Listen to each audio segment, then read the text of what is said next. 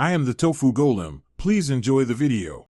You start by confirming your iPhone model supports ultra-wideband, then update iOS to the latest release.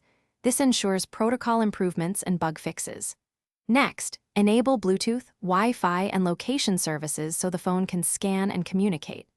Open the relevant app, AirDrop, Precision Finding, or a UWB-enabled accessory app, and keep the accessory within a few meters. Once done, watch for the device to appear in the app list. Tap to begin pairing and allow any permissions prompts to proceed.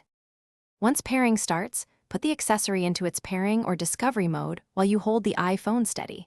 UWB works best within 1 to 3 meters for initial lock.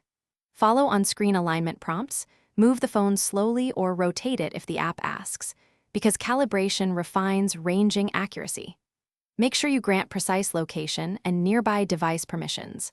Otherwise, the system will fall back to Bluetooth and accuracy drops. After calibration completes, the app should show distance and direction indicators. Test a short move. You finalize setup by using Precision Finding or the accessory's UWB features.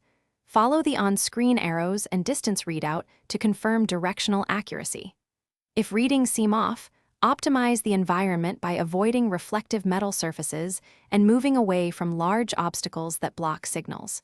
Make sure other wireless heavy traffic is minimized. If things still fail, toggle UWB support in settings or restart both the iPhone and accessory.